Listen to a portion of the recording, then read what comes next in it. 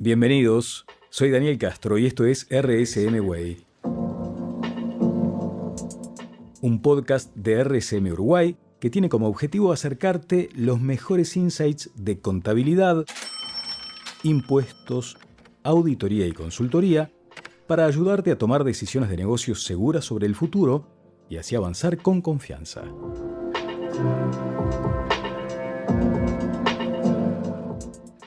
Episodio 1. Gracias, Daniel. En este arranque la idea es conversar con Ana Inés Montaldo, contadora pública, diplomada de especialización en impuestos por la Universidad Ort Uruguay, también referente de impuestos para América Latina de RSM. Y la idea es grabar, la idea es conversar, escuchar justamente las novedades que el gobierno incluyó en el proyecto de ley de rendición de cuentas y balance de ejecución presupuestal del año 2021. Con fecha 30 de junio pasado, el Parlamento recibió el referido proyecto de rendición de cuentas para el año 2021 presentado por el Poder Ejecutivo, el cual incluye diversas disposiciones contenidas en más de 400 artículos, pero en el presente nos centraremos en aquellas disposiciones de carácter tributario o fiscal. En el comienzo, algunas referencias para el sector agropecuario. Por un lado, comentaremos primero todas aquellas que implican un beneficio adicional para el contribuyente, como por ejemplo la exoneración de contribución inmobiliaria rural. Esto que implica que aquellos propietarios de padrones rurales que exploten menos de 200 hectáreas índice CONIAT 100 estarán exonerados de la contribución inmobiliaria rural por las primeras 50 hectáreas equivalentes a índice CONIAT 100. El cambio que se aplicaría a partir del año próximo, o sea de 2023, es que la superficie ocupada por bosques naturales declarados protectores no será computada como superficie explotada. Esto implica que si bien la exoneración ya existía, la misma se amplía porque no considera dentro del área a computar aquella ubicada por bosques naturales. En segundo lugar, algo similar ocurre con la exoneración del impuesto de enseñanza primaria, ya que los propietarios de padrones rurales que exploten menos de 300 hectáreas índice CONIAT 100 actualmente están exonerados del pago del impuesto anual de enseñanza primaria, pero a partir del año próximo no se tomará en cuenta el área ocupada por bosques naturales declarados protectores, por lo cual se proyecta ampliar la exoneración al no considerarse a los bosques naturales como superficie explotada. Hay un tercer punto de aquellos que viene mencionando Ana Inés Montaldo que se proyectan ampliar.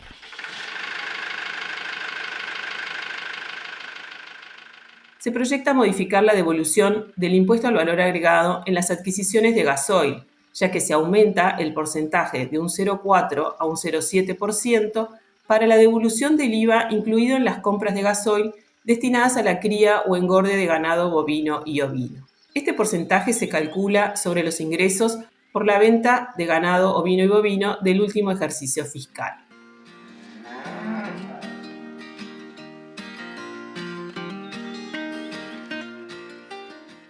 Otro punto a mencionar del proyecto es que también determina algunas exoneraciones de rentas en el IRAE, o sea, el impuesto a las rentas de las actividades económicas, así como exoneración de impuesto al valor agregado, el IVA.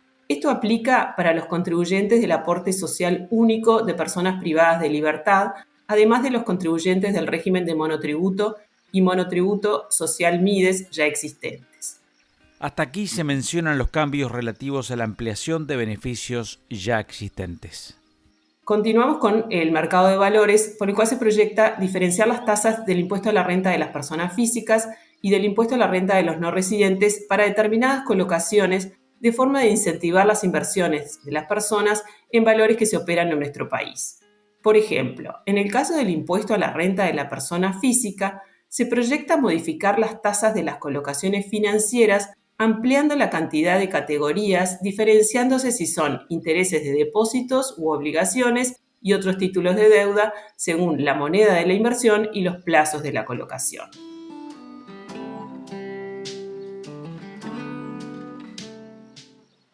Actualmente, la ley grava con un 7% de impuesto a la renta de persona física a un gran elenco de inversiones en el país, como son los intereses de depósitos en moneda nacional o unidades indexadas, los intereses de obligaciones y otros títulos de deuda emitidos por empresas locales, Los intereses correspondientes a los depósitos en bancos de plaza a un año o menos, ya sea moneda nacional sin cláusula de reajuste, y los intereses de certificados de participación emitidos por fideicomisos financieros mediante suscripción pública en entidades nacionales a plazos de más de 3 años. El proyecto que Ana Inés Montaldo viene analizando prevé diferenciar las inversiones en depósitos según la moneda, sea nacional, unidades indexadas, y el plazo menor o mayor a un año. Siempre hablando de depósitos en bancos del país, disminuyendo la tasa del impuesto para aquellos en moneda nacional y a plazos mayores a un año hasta un 1,5% y aumentándola hasta un 10% para depósitos en unidades indexadas a menos de un año. Esto implica que promueve las colocaciones en moneda nacional frente a la unidad indexada y a plazos mayores a un año. En lo que son intereses de obligaciones y otros títulos de deuda emitidos por empresas uruguayas a plazos mayores a 3 años, actualmente están grabados al 7%, pero el proyecto prevé, por ejemplo, en el caso que sean en moneda nacional, sin cláusula de reajuste, llevar la tasa a un 0,5%. En todos los casos, las inversiones en obligaciones y títulos de deuda de empresas uruguayas deben cumplir con 3 requisitos.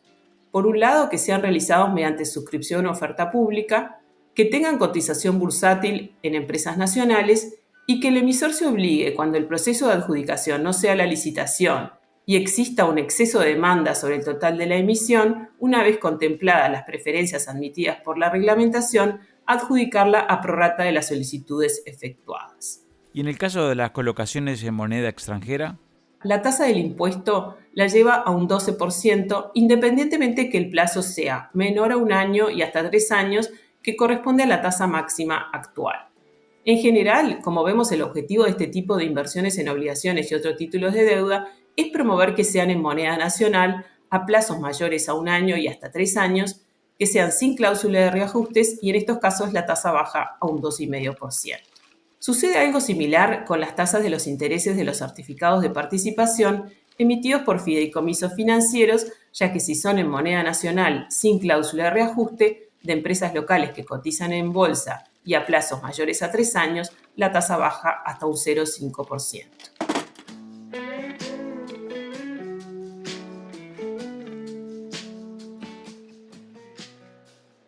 Esto que mencionábamos era para personas físicas residentes, pero en el caso del impuesto a la renta de no residentes, también se prevé en forma similar a la anterior una modificación de tasas que van en línea con lo mencionado, ya que se propone un ajuste en las tasas del impuesto que se modifican a un rango desde un 0,5% a un 25% en función de la moneda, los plazos y el tipo de inversión. Menor serán las tasas en moneda nacional, sin cláusula de reajuste y a mayor plazo, siendo las más eficientes desde el punto de vista tributario los originados en certificados de participación y en títulos de deuda de fideicomisos financieros en pesos uruguayos sin cláusula de reajuste y mayores a 3 años, donde la alícuota pasa de un 7 a un 0,5%.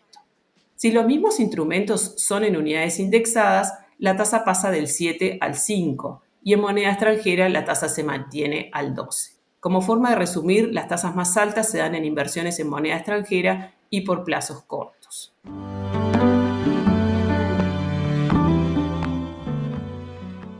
RSM Way es un espacio donde los profesionales de RSM Uruguay reflexionan sobre algunos de los temas de actualidad que más inciden en las decisiones de negocios de sus clientes.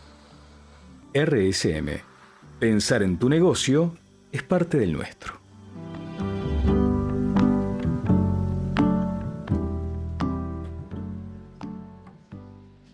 Otro punto a destacar del proyecto es en relación a la incorporación de ciertas rentas como exentas para el impuesto a la renta de los no residentes. En ese sentido, se plantea agregar dentro de las rentas exentas los intereses de las obligaciones que emitan los contribuyentes de IRAE, cuyos activos afectados a la obtención de rentas no gravadas superen el 90% del total de activos. Anteriormente solo se exoneraban los intereses de los préstamos otorgados a estos contribuyentes. Asimismo, se agrega los intereses de los valores emitidos por fideicomisos financieros que cumplan con lo mencionado anteriormente.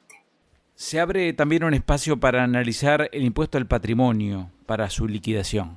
En lo que refiere al patrimonio afectado a actividades comprendidas en el IRAE de empresas locales y del exterior, se permite considerar como pasivo deducible las deudas contraídas con la Agencia Nacional de Desarrollo. Anteriormente se permitía deducir las deudas con estados, organismos internacionales de crédito que integre Uruguay, la Corporación Nacional para el Desarrollo e instituciones financieras estatales del exterior, para la financiación de proyectos productivos a largo plazo, agregándose en el proyecto ahora a la Agencia Nacional de Desarrollo.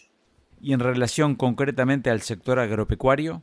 Corresponde recordar que el patrimonio afectado a explotaciones agropecuarias está exento si el valor de los activos no supera las 12 millones de UI, que equivalen aproximadamente a $1.620.000. Para ello se proyecta no considerar dentro del valor de los inmuebles, muebles y semovientes la superficie ocupada por bosques naturales declarados protectores, por lo cual se amplía la superficie no gravada.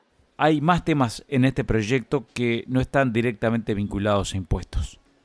Se proyecta reducir el adicional al Fondo de Solidaridad a partir de 2023 en un 25% anual acumulativo sobre el cargo de 2022 hasta su eliminación en 2026. Asimismo, en lo que refiere al intercambio de información automática, conocido en inglés por sus siglas CRS, hasta ahora la norma estipulaba que cuando una entidad financiera obligada a informar celebre actos o realice acuerdos cuyos efectos lleven a evitar cualquier obligación emergente del compromiso internacional asumido por el país para el intercambio de información automática, estos acuerdos no serán considerados para la aplicación de dicha norma. El proyecto prevé agregar, además de las entidades financieras mencionadas, también a cualquier persona, entidad o tercero, por lo cual se amplía el espectro de sujetos comprendidos.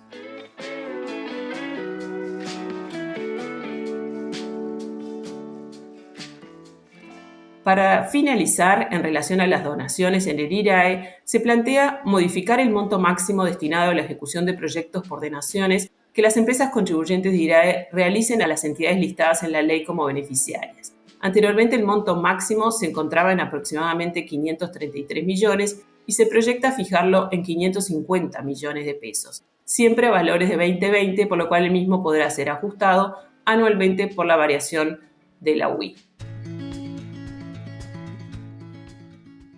Para más información sobre este y otros temas, visita www.rsm.ui.